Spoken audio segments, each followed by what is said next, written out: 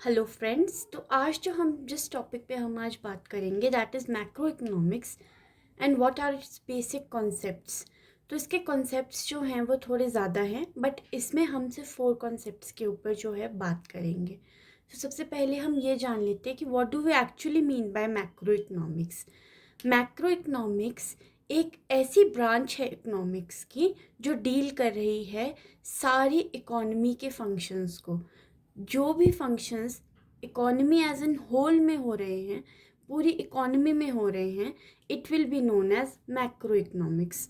So macro economics is made up of 2 words, macro and economics. तो जब हम macro की बात कर रहे हैं, मैक्रो का मतलब लार्ज, लार्ज का मतलब बड़ा। जब हम इकोनॉमिक्स को एक बड़े पर्सपेक्टिव से देख रहे हैं और हम ये देख रहे हैं कि वो इकोनॉमी को किस तरीके से इम्पैक्ट करेगी, that is known as macro economics. तो इसमें हम क्या क्या देख रहे हैं कि क्या डिसीजंस बनाए जाएंगे इकोनॉमी के लिए, कैसा बिहेवियर है ओवरऑल जो कस्टमर्स और सप्लायर्स हैं उनका इकोनॉमी में, और परफॉर्मेंस और स्ट्रक्चर क्या है हमारी इकोनॉमी की। जब हम इकोनॉमी के ऊपर फोकस कर रहे हैं so that will be macro economics. तो इसमें हमारे टॉपिक्स आ जाएंगे जैसे जीडीपी है, अनएम्प्लॉयमेंट है, नेशनल इनकम है, कंजम्पशन है, सेविंग है, इंटरनेशनल फाइनेंस है। ये सब एक इंडिविजुअल कस्टमर या कंज्यूमर की हम बात नहीं करें, ये इकोनॉमी एक जो फंक्शंस कर रही है हम उसके बारे में बात कर रहे हैं। तो अब हमें क्लियर हो गया कि मैक्रो इकोनॉमिक्स है क्या।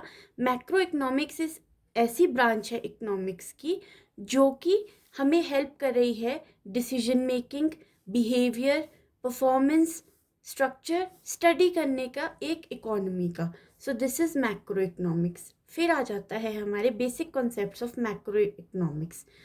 अब आ गए कंजम्पशन गुड्स। कंजम्पशन गुड्स को सुनकर आपको क्या लगता है कि कंजम्पशन गुड्स वो गुड्स हैं जो कि कंज्यूमर कंज्यूम कर रहा है, बट इसमें जो हमारे पास एक कोड वर्ड है जो हमें याद रखना है, the key word is directly. जब भी कोई कंज्यूमर जो है किसी गुड को डायरेक्टली कंज्यूम कर रहा है वो हमारा कंजम्पशन गुड होगा। तो इसको जो है हम 4 कैटेगरीज में डिवाइड कर सकते हैं। पहला हमारा आ गया ड्यूरेबल गुड्स। जब हम ड्यूरेबल गुड्स की बात कर रहे हैं उसको हम बार बार जो है यूज़ कर रहे हैं over a period of time, that means एक लंबे समय में हम उसे बार बार यूज़ कर रहे हैं। जैसे आपका टेलीविज़न है, रेफ्रिजरेटर है, तो ये हमारे कंजम्पशन गुड के अंदर ड्यूरेबल गुड्स का जो है वो पार्ट आ गया। नेक्स्ट जो हमारा पार्ट आता है that is semi durable goods. Semi durable, अब हमको ड्यूरेबल का पता लग गया जो कि एक लंबे टाइम के लिए हम टाइम एंड अगेन यूज़ कर रहे हैं, पर जो सेमी ड्यूरेबल गुड्स हैं वो हम सिर्फ एक सीमित समय के लिए यूज़ करें, that is for limited period. We are using it for a limited period of time and that is the reason why they are called as semi durable goods. For example आपके clothes हैं, shoes हैं, crockery है, fashion change हो रहा है, तो वो fashion जो है वो 2 या 3 साल के जो टाइम पीरियड है उसमें चेंज हो रहा है, तो that is semi durable good. Then come non durable goods, या उसको पेरिशेबल गुड्स भी बोलते हैं, जो कि हम एक बारी में कंज्यूम कर लेंगे, वो हमारे नॉन ड्यूरेबल गुड्स हैं। जैसे अब आपकी ब्रेड है, बटर है, आप एक बारी पैकेट खोलोगे, आप कितने टाइम में उसको चलाओगे, एक लिमिटेड टाइम है, बहुत ही छोटा टाइम है, तो वो नॉन ड्यूरेबल गुड्स हैं। अब आप वेजिटेबल्स लाए हो, वो ख़राब हो जाएंगे अगर आप उनको यूज़ नहीं करोगे, तब हम उनको पेरिशेबल गुड्स भी बोल रहे हैं। फिर आती हैं सर्विसेज। सर्विसेज क्या है? Services are non material goods. Non material को अंडरस्टैंड करने के लिए आप ये याद रखिए कि वो कोई चीज़ नहीं है जो हमें दिख रही है, ना ही हम उसको छू पा रहे हैं, बट हम उसको फील कर पा रहे हैं। So this is our non material goods. तो जो नॉन मटेरियल गुड्स हैं वो भी सेटिस्फाई किसको कर रही है? ह्यूमन वांट्स को ही सेटिस्फाई कर रही है। तो इसमें हमारे एग्जांपल्स आ जाएंगे, जो सर्विस प्रोवाइड कर रही है, कोई टीचर जो पढ़ा रहा है, so it is a service. अगर कोई डॉक्टर जो है किसी पेशेंट का इलाज कराए तो that is also a service. फिर जो हम फ़ोन में हमारे सिम्स हैं, टेली कम्युनिकेशन की है, वो भी एक सर्विस है, और बैंक्स जो प्रोवाइड कर रहे हैं वो भी एक सर्विस है। तो अब हमने क्या डिस्कस किया? सबसे पहले हमने कंजम्पशन गुड्स के बारे में बात किया, एंड कंजम्पशन गुड्स में हमें क्या क्या पता लगा कि कंजम्पशन गुड्स वो गुड्स हैं जो कि एक कंज्यूमर डायरेक्टली कंज्यूम कर रहा है, और उसकी 4 कैटेगरीज थी: durable, semi durable, non durable and services. तो ये एक बहुत इजी टॉपिक था। आई होप आपको यहाँ तक समझ आ गया होगा। अब हम नेक्स्ट टॉपिक पे चल रहे हैं, that is capital goods. What are capital goods? Capital goods are final goods. Capital goods जो हैं वो फाइनल गुड्स हैं जो कि अदर गुड्स की प्रोडक्शन में काम आ रहे हैं। जिन गुड्स को हम दूसरे गुड्स को प्रोड्यूस करने में काम लाएंगे, that are known as our capital goods. तो जो कैपिटल गुड्स हैं उनमें हमारा आ जाएगा, जैसे हमारी कोई मशीनरी है, कोई टूल्स हैं, कोई इक्विपमेंट्स हैं, हम बार बार तो उसको परचेज नहीं करें, पर वो हमें फर्दर जो अपने प्रोडक्ट को बनाने में, जो प्रोडक्शन करने में है, वो हेल्प करिए। तो वो जो गुड्स होंगे उनको हम कैपिटल गुड्स बोलते हैं। तो जो ये गुड्स होते हैं इनकी जो है एक्सपेक्टेड लाइफ होती है और over a period of time चलते हैं। इसका मतलब क्या है कि हम जो भी मशीनरी को ले रहे हैं वो हम एक लंबे समय के लिए ले रहे हैं, ना कि एक छोटे समय के लिए। अब मशीनरी है, रिपेयर भी करानी पड़ेगी, रिप्लेस भी करानी पड़ेगी, डेप्रिसिएशन होगी, क्योंकि उसमें डेप्रिसिएशन का मतलब क्या है? Decrease in the value of our good. मतलब हमारे जो भी गुड है उसकी वैल्यू में डिक्रीज हो रहा है ड्यू टू यूज़। तो उसको ठीक करने के लिए हमको रिपेयर और रिप्लेसमेंट करानी पड़ेगी। अब एक गुड है वो कंज्यूमर गुड भी हो सकता है और कैपिटल गुड भी हो सकता है, एक सेम गुड।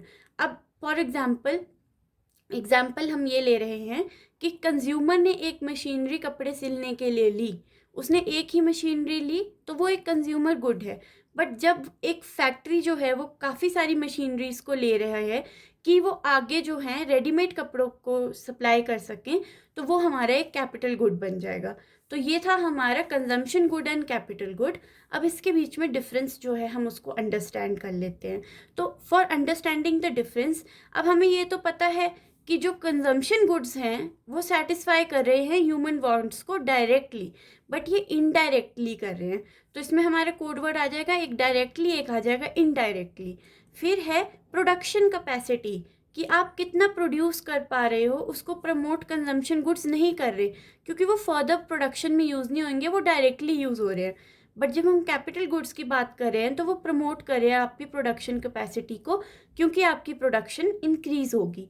फिर है एक्सपेक्टेड लाइफ। जब हम एक्सपेक्टेड लाइफ की बात कर रहे हैं तो इनकी काफ़ी सीमित समय की लाइफ होती है, पर जो कैपिटल गुड्स हैं वो मोर देन 1 ईयर चल पड़ेंगे। इसमें हमारी काफ़ी सारी कैटेगरीज थी। तो जो ड्यूरेबल गुड्स हैं उनका तो चलती हैं, वो काफ़ी टाइम तक चलती है और उनको हम time and again bar bar use करते हैं। बट जो ये हैं ये काफ़ी टाइम तक चलेगी और इस पर जो है हम डेप्रिसिएशन भी प्रोवाइड करते हैं। तो ये था हमारा consumption goods and capital good. अब हम तीसरे कॉन्सेप्ट पे आते हैं जो कि बहुत इजी है, फाइनल गुड्स। तो what are final goods? Final goods वो गुड्स हैं जो कि हम कंजम्पशन या तो इन्वेस्टमेंट के लिए यूज़ कर रहे हैं, या तो हम उससे कंजम्पशन कर रहे हैं या हम उससे इन्वेस्टमेंट कर रहे हैं। अगर कोई भी गुड जो है एक कंज्यूमर परचेज कर रहा है वो हमारा कंजम्पशन के पर्पस से होगा, और अगर कोई भी गुड जो एक फर्म परचेज कर रही है कैपिटल फॉर्मेशन और इन्वेस्टमेंट के लिए, तो वो हमारा इन्वेस्टमेंट होगा।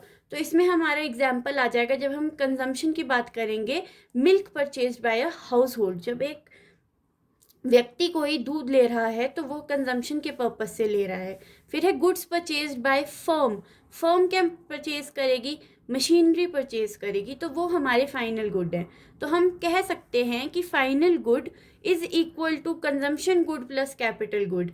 आप दोनों गुड्स को जो है इसमें कंबाइन करके जब बोलोगे तो वो फाइनल गुड है आपका। आई होप आपको फाइनल गुड समझ आ गया होगा। अब है इंटरमीडिएट गुड। इंटरमीडिएट गुड क्या है? इंटरमीडिएट गुड एक ऐसा गुड है जो हम यूज़ कर रहे हैं या तो रीसेल के लिए या फर्दर प्रोडक्शन के लिए इन द सेम ईयर। इसमें जो आपको जो वर्ड्स याद रखने हैं, that is resale, further production in the same year. एक ही साल में आप जो है फर्दर प्रोडक्शन में उसको यूज़ करोगे। तो इसका एग्जाम्पल आ जाएगा गुड्स परचेज फॉर रीसेल। अब आपने एक दुकानदार है जो नॉर्मल जो दूध बेच रहा है, उसने दूध लिया, वो एक ही दिन में उस दूध को बेच देगा, उसने रीसेल के पर्पस से उसको लिया है। So this is intermediate goods. तो इंटरमीडिएट गुड्स को या तो हम रीसेल के पर्पस से लेंगे या हम उनको फर्दर प्रोडक्शन के यूज़ से लेंगे। जब हम फर्दर प्रोडक्शन के यूज़ से ले रहे हैं तो that milk is used for making sweets. अगर कोई हलवाई उस दूध को यूज़ करके मिठाई बना रहा है तो वो भी उसके लिए एक इंटरमीडिएट गुड्स होगा।